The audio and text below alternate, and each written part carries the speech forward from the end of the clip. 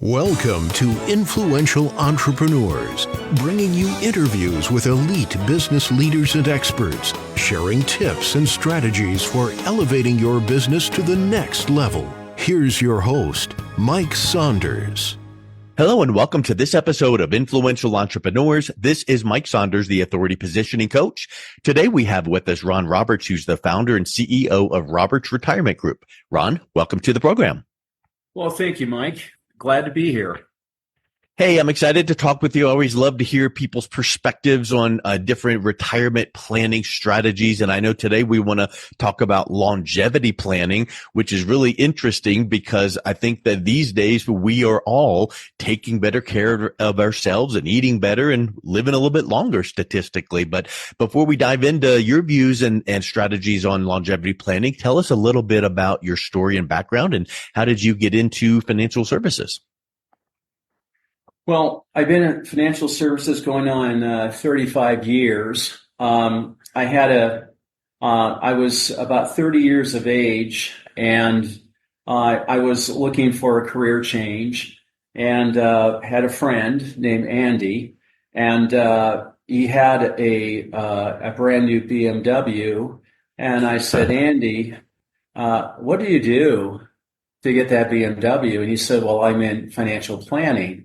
I said, my goodness, I've never thought about that, but how do you get into something like this? And he explained the processing, and so that's how I actually started. This was back in 1990, how I started in the financial industry because of a friend. Neat. You know, isn't that interesting? I've heard statistics before that most jobs are gotten by 85% of the time through personal networks, not posting or going to monster.com or Indeed, but it's that personal touch. So that was really neat that you got into the industry from seeing a friend. So as you started into the industry and developed your own kind of methodology and framework for how you're advising your clients, you start this topic here of longevity planning. And I think before we start talking about that, let's define it. What actually is longevity planning? Well, when I started my practice in 1990, back then, 76% of the United States workforce had pensions provided to them by their employers. And that means when they retired that they had this guaranteed income for life. And regardless of how long they may live, they always had a paycheck every month. Now, some of those pensions or leveled pensions means that the income stayed leveled. And then there are other types of pensions that would increase with inflation. But it was guaranteed. And then that number started to drop off suddenly because companies have decided they would no longer offer pensions to their employees. And so it was replaced with a concept called a 401k. And the difference is a 401k is not a guaranteed instrument that they would give you a guaranteed lifetime income. So the retirement climate has changed dramatically. So now people are concerned because there is longevity now, because people are taking better care of themselves. The advance of medicine, people are living longer lives. And more concerns is with my current plan, does it have the ability to offer me a lifetime income, regardless how long I may live? So their concern is, will I run out of money? And so that's why people are looking for ways of innovation that we have currently to replace a 401k that is market driven to something that will give them a guaranteed lifetime income, regardless of their life expectancy, and also have a type of plan that will increase with inflation every year so they'll be able to maintain their standard of living for the rest of their lives. So that's the reason why longevity is a crucial part in retirement planning. Yeah, I think that you bring up a huge point about people taking better care of themselves. And also, I think I remember reading some statistics where women tend to live longer than men. And that plays another factor in longevity planning when you're putting together a plan for retirement, wouldn't it? Exactly. In fact, when there's a spouse involved, husband and wife, we talk about retirement planning for both husband and wife. So, as you mentioned, statistically, women tend to live longer than men. So, we want to be sure that the longevity plan is in place in case when the husband does exit, that his wife will have the plan in place that she will basically be taken care of for the rest of her life. And so that's what we do. And it does give a couple a warm feeling that we call it stress-free retirement, that the stress has been taken away, knowing that a plan has been implemented, knowing that no matter how long they may live, they have income and they're able to maintain their standard of living for the balance of their lifetime. So this gives them a sense of comfort and sense of that they know they have a plan in place that will be in place, because a lot of folks don't have a plan to address this. And so that's why longevity plan is crucial. Yeah, you mentioned something really powerful, stress-free retirement. People these days don't want stress. They don't want drama. They want that peace of mind. And because we know that people are living longer, what are some of the key strategies that you're recommending to make sure that that financial security extends through the retirement years? Because I feel like sometimes people just have on their horizon, I need to get to retirement age, which is X for me. So I get there. But they don't really factor in that longevity side of things, which is, okay, now I need my money to last a lot longer than what I thought. But what are some of those strategies that you're beginning to educate your clients on to make sure that they're going to be secure and stress-free? That's a great question. One of the things I looked at is where do companies that have pensions, what companies manage those pension plans? And I found out if they're called legal reserve companies. Legal reserve companies are insurance companies, and their primary purpose is to protect pensions. And so these legal reserve companies have adequate, what they call reserves, in place to protect the retirees' pensions. So regardless of the markets are, regardless of how the economy is, they are guaranteed a pension for life. So these legal reserve companies protect their pensions. So today, people have 401ks or IRAs, those type of plans. They can transfer their money from, say, a Schwab account or a Fidelity account that is set up to grow, but also it has the ability to lose money based on the economy. And they roll that money over from a Schwab account or a Fidelity account over into a legal reserve account, where now they know that their principal is protected and also their growth is protected. So every 12 months, their growth is called a reset, and that growth is now protected. So you never go backwards, you always go forward every year. And knowing that the growth that you have has the ability to beat inflation, that's a key component. It's knowing that your growth is outperforming inflation. So that therefore every year you can step up your growth and then step up your income to stay with inflation so you can maintain your standard of living. Yeah, that's pretty huge. And I think that one of the big wins that your clients get is when you have that plan, you have a path forward, you have that peace of mind. So in terms of investment, what are some of those long-term growth strategies that you're finding that are really effective, that retirees can be looking at to maintain and grow their wealth over several decades? Yeah, so one of the growth aspects is we use what they call indexes. Indexes people are familiar with be like the S&P 500 index, the Dow Jones Industrial Average Index, the NASDAQ index, and they're primarily what we call stock indexes. But however, today with innovation and advancement in retirement planning, there are now currently over 300 indexes Well, available in the country. And what's happening, we're seeing that indexes are becoming more of a place to grow your money because people have always been in traditional mutual funds and traditional exchange traded funds for their retirement plans. But now people are learning that index funds or index planning is better because, as an example, one of the indexes I use currently is not a stock index.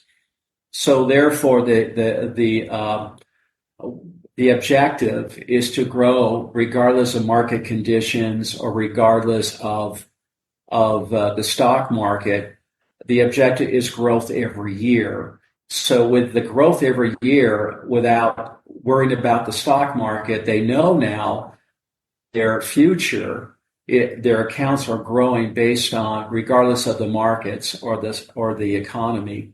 So anyway, that's the key component is to be sure that their growth is indexed in a certain type of index. yes. Yeah, that's a good strategy to make sure it's tied to an index, but also make sure there's that protection and guarantee so that you don't have that punch in the gut that, oops, my portfolio dropped. One thing that came to my mind as we were talking about longevity and making it to retirement age, but then looking over the next horizon, which is how long in retirement do I need my money to last?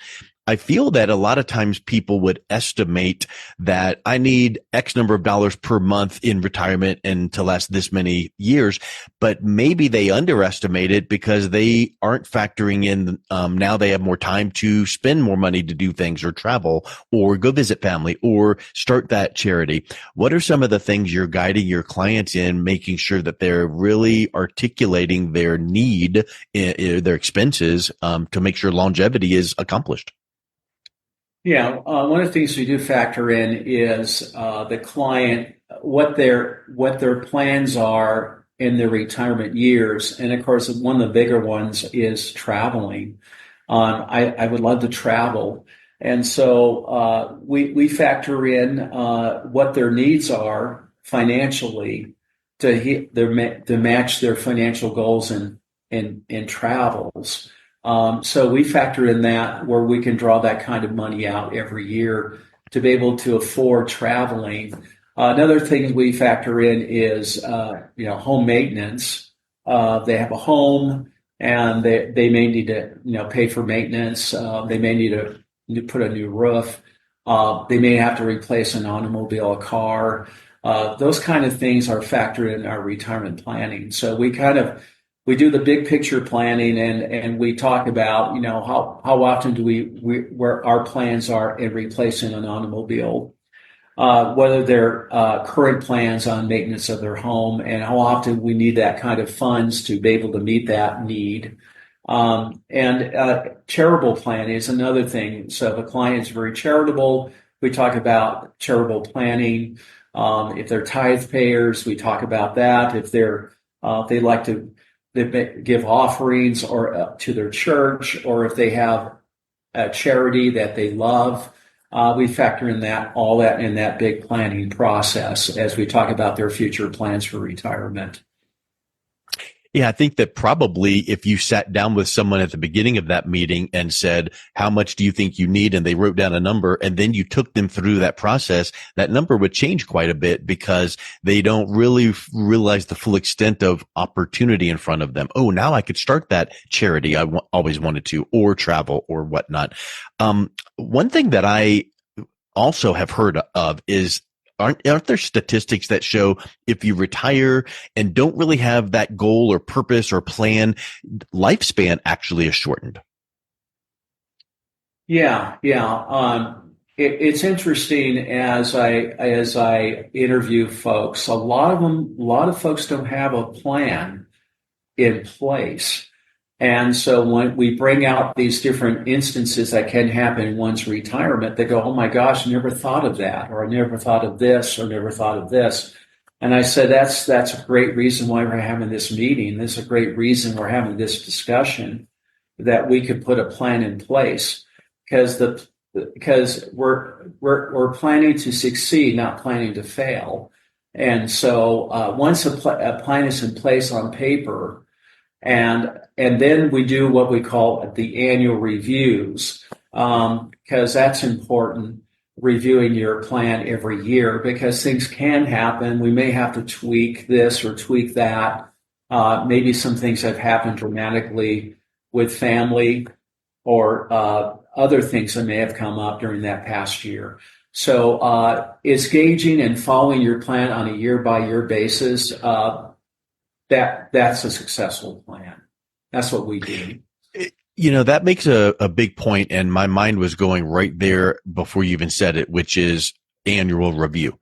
Sometimes maybe even every 6 months, but at least an annual review to make sure that that plan that we put into place is still performing the way that it needs to be. And it might not be that the plan was wrong and needs to be changed. It just might be that your needs changed, or tax rates changed, or inflation adjusted. So there could be external forces that would necessitate the plan to change, right? That's exactly right, Mike. As we all know, what constantly changes is change. And so, it's vitally important to gauge the plan on at least an annual basis. Our clients are trained to do this. We reach out there once a year. It's like you have an annual checkup when you go see your doctor, or you meet with your dentist, maybe once every year, once every 6 months. We do have clients who like the comfort of meeting like once a quarter or once every 6 months. So we do cater to the client needs, but it tends that most clients are like, I'm good meeting once a year, and that is enough. And so anyway, yes, absolutely doing this. It reminds me of that quote that I believe is attributed to Benjamin Franklin: "An ounce of prevention is worth a pound of cure."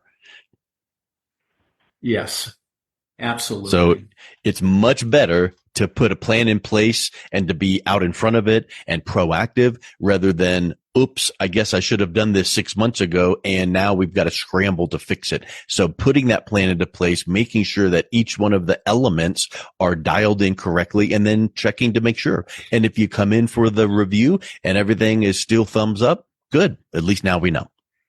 Exactly. Absolutely. I would say 80% of the time, that's what that is. The other 20% of the time, that's when we need to do some tweaking or making some updates and changes. But you're absolutely correct. Excellent. Well, I think this has been some really, really helpful mindset tips on longevity planning. Are there any final thoughts that you would like to make as we wrap up this concept of planning your retirement with respect of longevity in mind?